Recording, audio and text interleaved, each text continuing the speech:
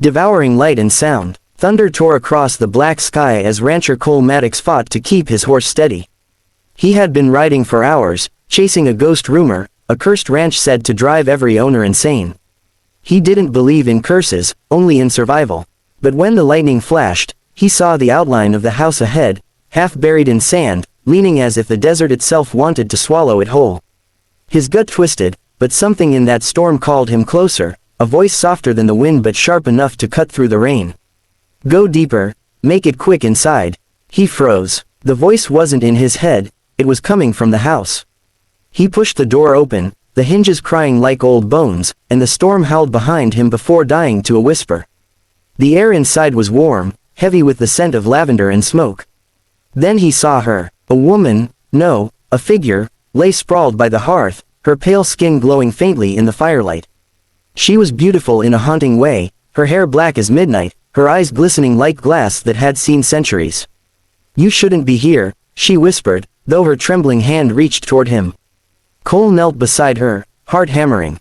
You called for help, he said. Her lips curved into a faint smile, fragile and strange. I called for an ending, she murmured, but maybe you're something else.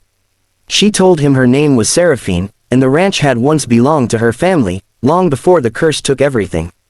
She said she was bound to it, unable to leave, trapped in a cycle of waiting for someone brave, or foolish, enough to walk through the storm and find her.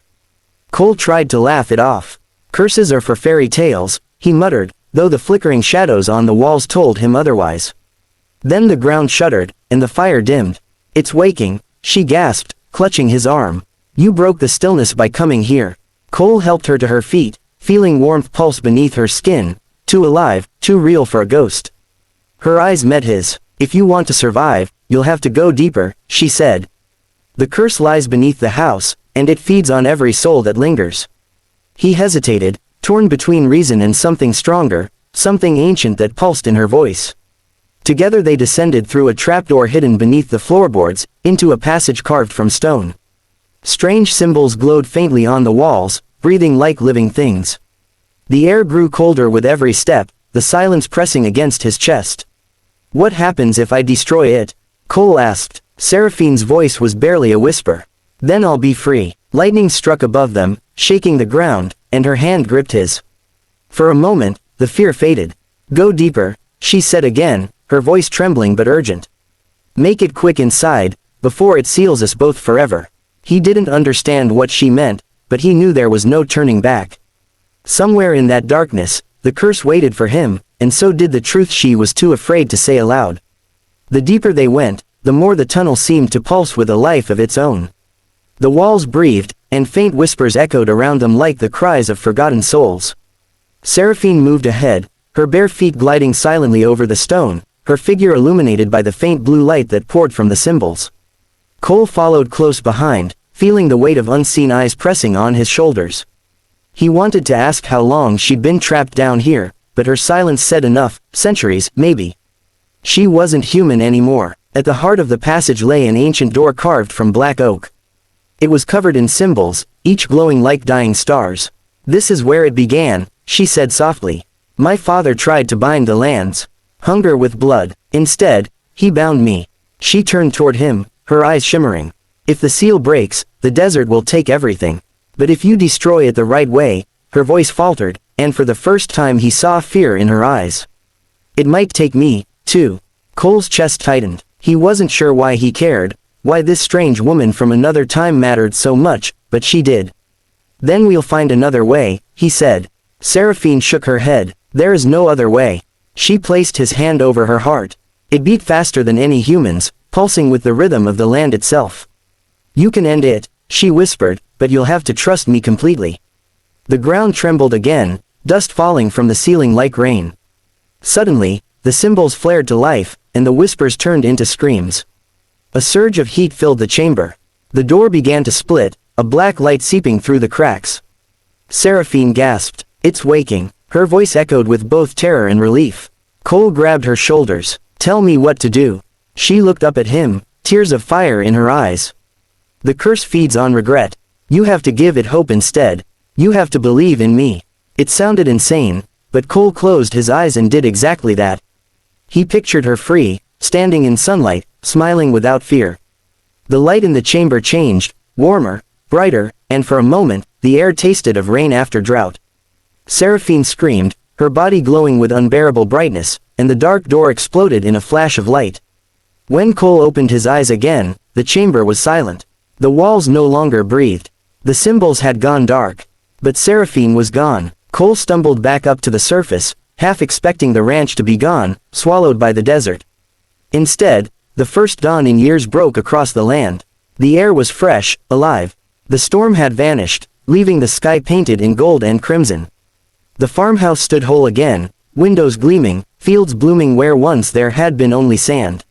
He fell to his knees, breathing hard, and for the first time in a long while, he felt something he hadn't dared to feel, peace. Then he heard her voice, soft and faint, carried on the morning wind. "You did it." Cole turned, heart pounding. She stood at the edge of the field, barefoot, clothed in sunlight. No longer glowing, no longer bound by shadow, human, alive. Her smile was gentle, trembling like dawn itself. He walked toward her, afraid to blink in case she disappeared again. "You're free," he said. She nodded. So is the land. But as he reached her, he saw something in her eyes, a flicker of sadness. "You shattered the curse," she said, "but the bond doesn't end with it."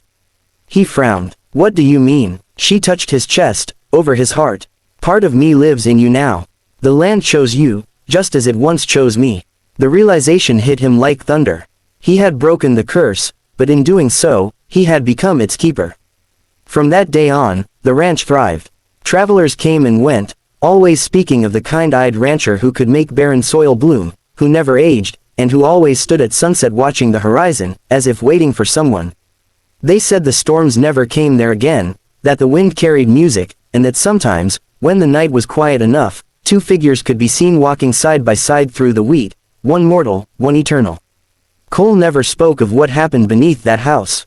But sometimes, when he touched the earth and felt it breathe beneath his hands, he'd whisper softly into the wind, "Go deeper, make it quick inside," and somewhere far beyond the veil of time, Seraphine's laughter would answer him, gentle, free, and full of hope. The tunnel beneath the ranch seemed alive. Every step, Cole and Seraphine took echoed through walls that pulsed faintly with blue veins of light, like the house itself was breathing. The deeper they went, the thicker the air became, filled with whispers that slithered into his ears, half words, half memories. He heard his father's voice, his own regrets, every pain he'd buried. Seraphine stopped suddenly, her silhouette haloed in the eerie glow. "It's testing you," she said softly. "The curse feeds on what's broken inside a man. It makes you relive it until you beg to stay." Cole clenched his fists. "Then it's gonna starve tonight." He forced himself forward, his boots crunching over what looked like dried salt, bones of animals, maybe even people, scattered across the stone floor. The air grew colder, every breath stabbing his lungs. Seraphine's hand brushed his arm, grounding him. "Don't fight the memories," she whispered. "Let them pass through you." But he couldn't help it. He saw flashes of his wife leaving, his ranch burning, his brother's grave. The curse was trying to hollow him out from the inside. When the final flicker of light appeared ahead, it wasn't fire, it was the door. Massive, ancient, carved from black wood that pulsed with a rhythm like a heartbeat. Strange runes crawled across its surface, glowing faint red. Seraphine approached it slowly, trembling. "This is where it lives," she said. "The hunger. My father created it to protect our land, but when he died, it took him, and everything else." She turned to him, eyes glistening. "It bound itself to me because I stayed. And now it needs a soul to end it." Cole frowned, shaking his head. "No, I'm not letting it take you." She smiled sadly. "You already let it take you the moment you stepped through my door." Lightning cracked above them, even underground, the sound shaking dust loose from the ceiling. The symbols flared, and a deep growl rumbled from beyond the door. The ground trembled, and black liquid seeped from the cracks, smelling like iron and ash. Seraphine gasped. "It's waking." She grabbed his hand, pressing it to her chest. "If you want to save me, you have to pour light into the dark."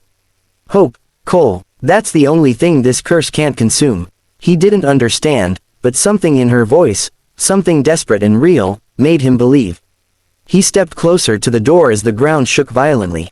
The runes twisted, screaming. In their glow, he saw faces, men, women, and children, all trapped within the wood.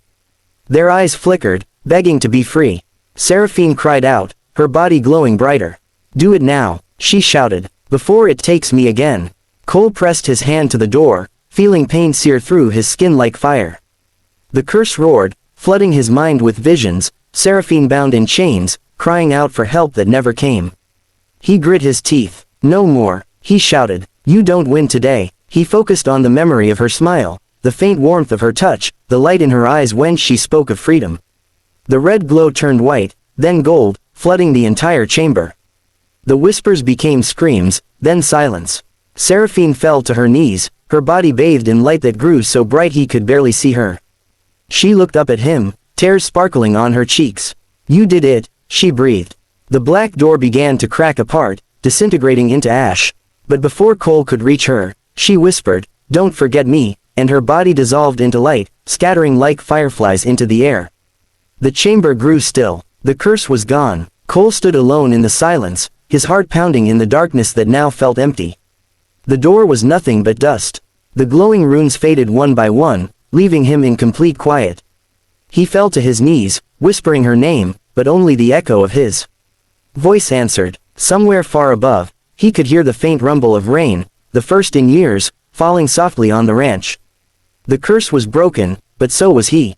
He gathered himself and started climbing back to the surface, his hands raw, his chest tight. Every step felt heavier without her light guiding the way. When he finally reached the trapdoor, the scent of wet earth filled his lungs, and he realized what she'd meant. The land was alive again. He had given it hope. But in doing so, he'd lost the one who had shown him how. As dawn broke across the desert, Cole stood in the doorway of the now silent house, the wind brushing his face. The storm had passed. The fields shimmered green where sand had been. And somewhere, in the whisper of the wind, he thought he heard her voice again, gentle, distant, eternal. You went deep enough. Now, let the light in.